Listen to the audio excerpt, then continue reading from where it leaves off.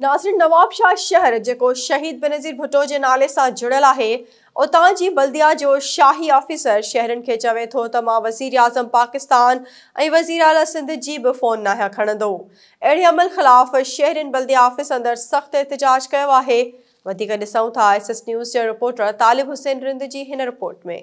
जी मां तव्हांखे ॿुधाईंदा तो जो नवाबशाह शहर है वो शहीद बेनज़ीर के नाले से मनसूब है, जैसे ज़िला शहीद बेनज़ीराबाद चयो वेंदो है, जो गंदगी जो ढेर थी है। अज जो नवाबशाह जा अज़ीम कॉलोनी दौलतगंज के शहरी गंदगी के खिलाफ सरापा एहतजाज बल्दिया ऑफिस में अंदर एहतजाज करे रहा है। अचो तो सां ॻाल्हि ॿोल कयूं, इन गंदगी के हवाले से छा वाला है, छो एहतजाज करे रहा है। नवाबशाह सिर्फ असांजे अज़ीम कॉलोनी दौलत कॉलोनी न बल्कि सजी नवाबशाह की हालत खराब है।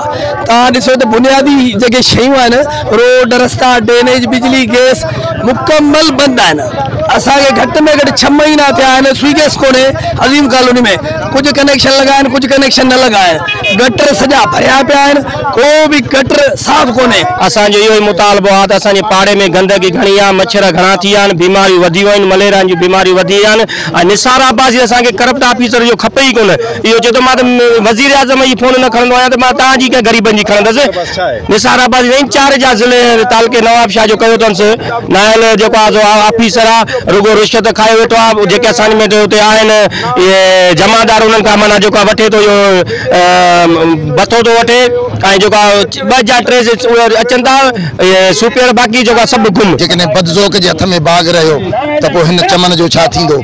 असां हिते सरापा एहतजाज आहियूं त असांजे गिटिन में सफ़ाई नथी कई वञे, गटर असांजा उथलनि था पिया, स्ट्रीट लाइटूं न आहिनि। असां अहिड़ी बदतरीन ज़िंदगी गुज़ारे रहिया आहियूं नवाबशाह जे शहर में। ऐं नवाबशाह खे असीं सरसब ॾिसण था चाहियूं, बहितर ॾिसण था चाहियूं।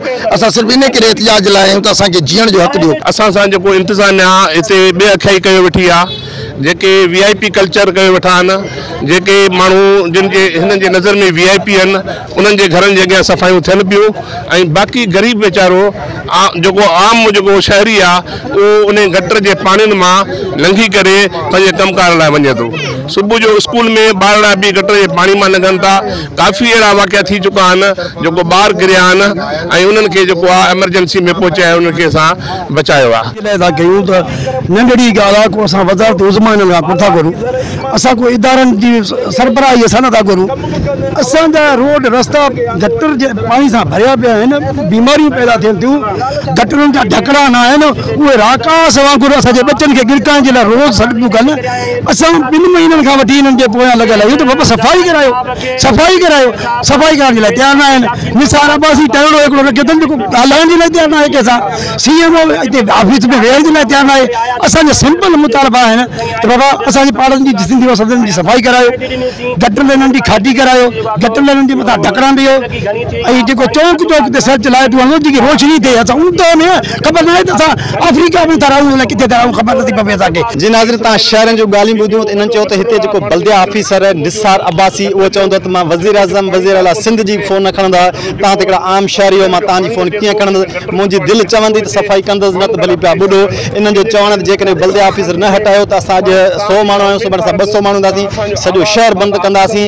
असां सां इंसाफ़ करियो। असांजी घटनि मां जेको गटरनि जो पाणी आहे उहो कढियो। सुबुह जो जेके ॿार स्कूल ईंदा आहिनि तमामु ॾुखी हालत में ईंदा आहिनि, गंदगी जो ढेर आहे, मच्छर मलेरिया बुखार ऐं ॾाढी तकलीफ़ सां ज़िंदगी गुज़ारनि। कैमरामैन फ़ैदरी सां गॾु तालिब हुसैन SS न्यूज़ नवाबशाह।